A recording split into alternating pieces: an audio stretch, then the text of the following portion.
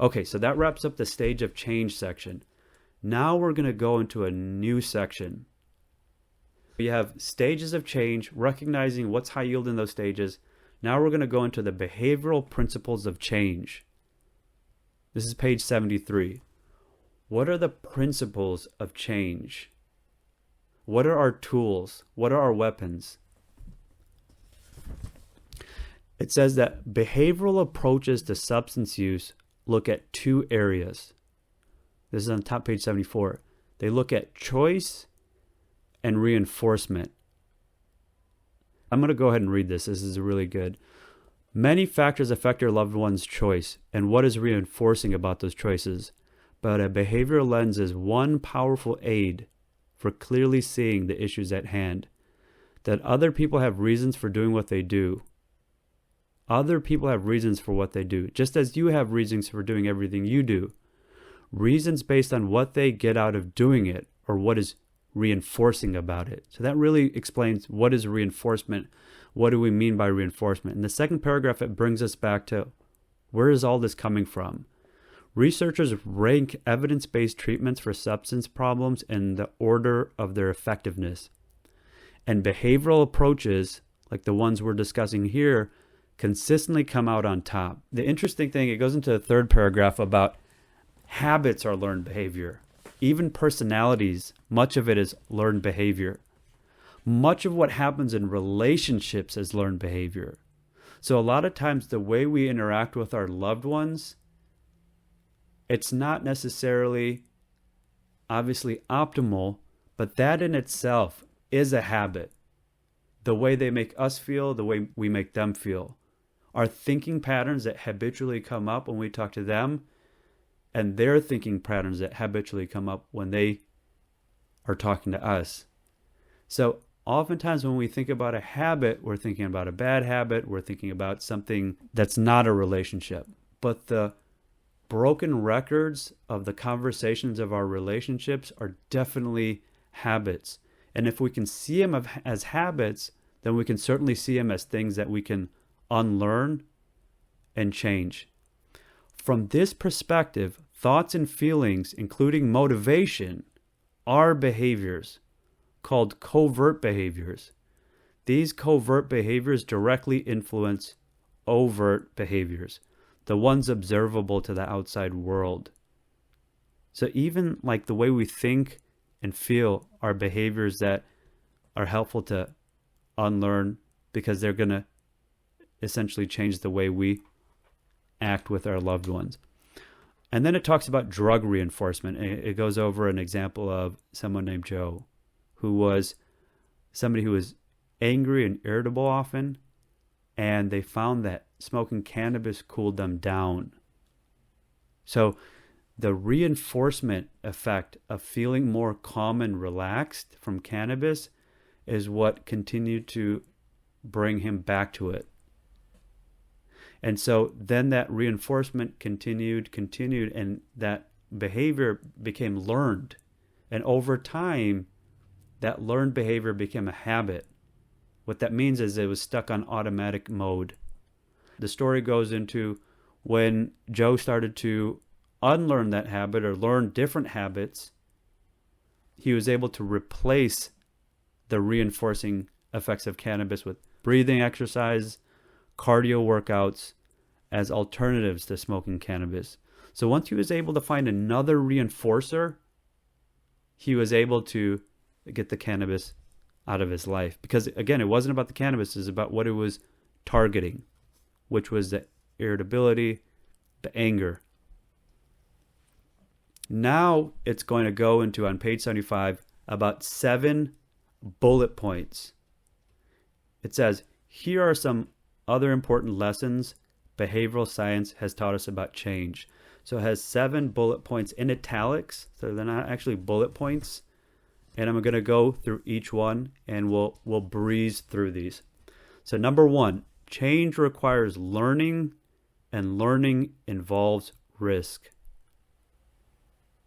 In order to change, research shows we don't unlearn behaviors.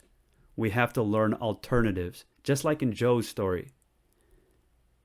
Any attempt to do something new is a risk.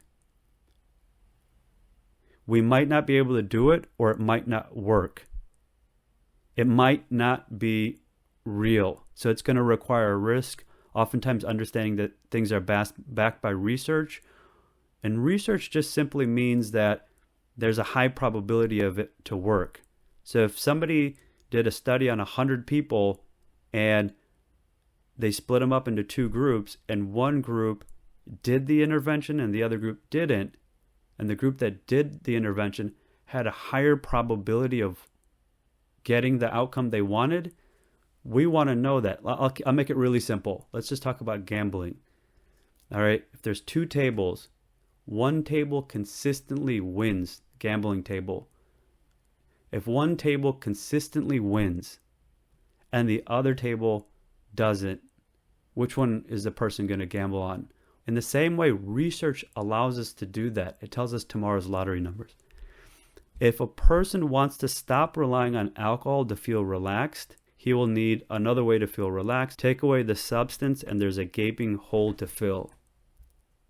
Number 2, change includes failure. Another important behavioral principle. Change includes failure. So to learn a new instrument, to learn a new sport, to be a doctor, to learn a new profession, to learn anything, we must be willing to sound awful, feel awkward, say something that might feel like it's silly, miss shots, and not know much from the beginning. To expect otherwise is to set up for frustration and discouragement. So if we think we're going to pick up the instrument and know it right away, we're going to set ourselves up for frustration and discouragement. Many people have the expectation of themselves or others that one bad day, decision, or incident puts them back at square one. So a bad day at the foul line is just a bad day. If they do poorly on one exam, that doesn't mean that they've forgotten everything. If you got a C on an exam, that doesn't mean that everything on that exam is zero. You still know some that you can take to the midterm exam and then study harder and do better on the midterm exam.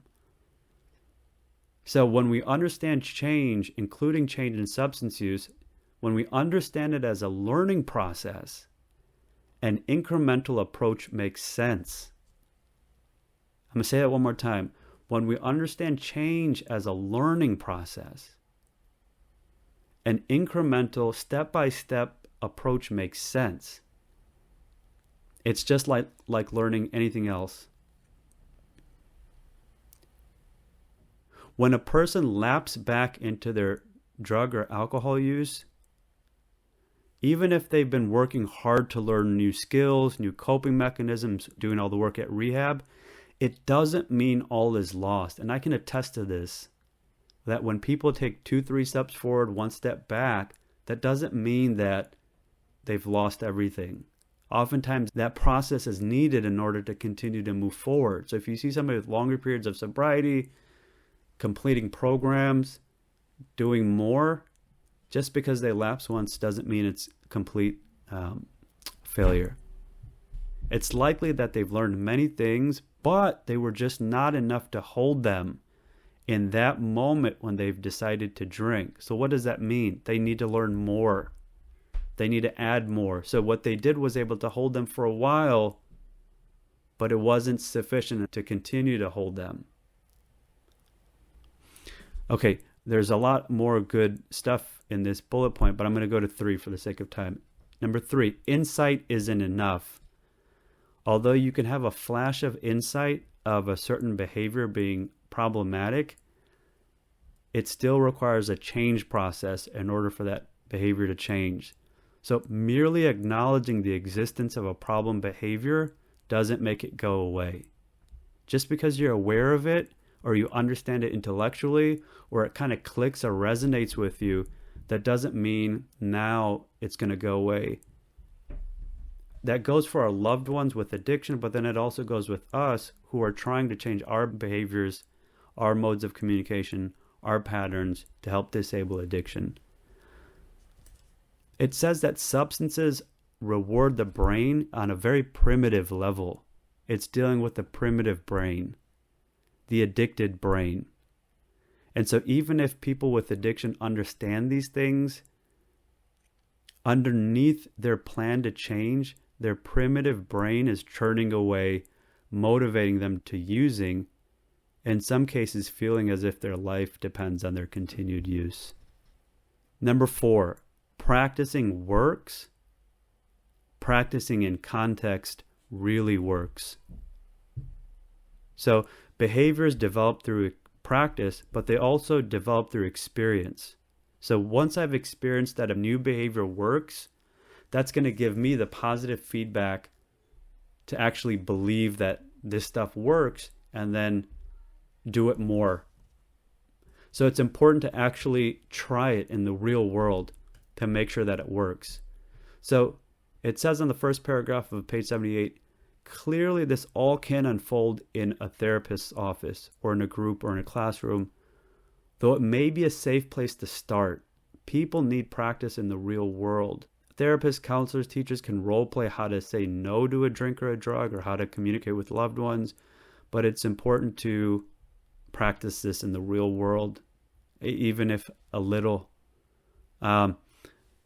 Just as your loved one's process includes identifying behaviors to change and then practicing change until it feels more natural and becomes a habit, you will also need to practice collaborating and learning how to support them in new ways.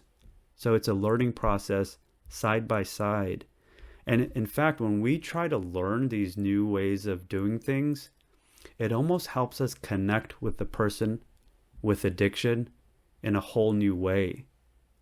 Just like it's hard for us to change and our old ways of communicating or our old ways of handling things kind of creep up. We know what we're supposed to do, but it's just hard to do it. They're in the same boat. They're feeling the same exact things that we're going through.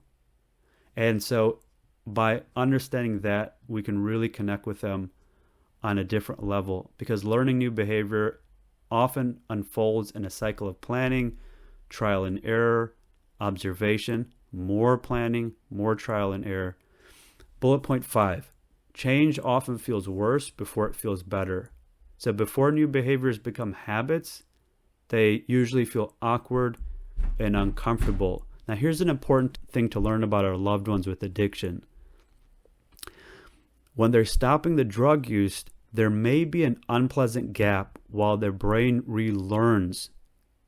Neurochemically and structurally, their brain relearns how to process joy without their drug and alcohol use. So change often feels worse before it feels better. They may feel temporarily lousy, but that doesn't mean that they don't want to change, and that doesn't mean that they're not on the right path. Number 6, for that reason, joy helps. So helping them cultivate a life filled with joy helps, especially in that maintenance stage. People are unlikely to persist in a change that does not have its own pleasures. Research has underscored the importance of building a happy life as critical to reducing substance use or other problematic behaviors. Number 7, a behavioral analysis is the first step to making a change. Behavioral analysis meaning the exercise that we did last class, because it gives us the structure and the blueprints of what we need to focus on. It's the targets of our behavioral principles that we went over. Change isn't magic. It doesn't take a miracle. Change takes thought, planning, work, and reasons to do something different. You can help make it worth it for your loved one. Create an environment in which positive behavior is rewarded by your affection, presence, collaboration.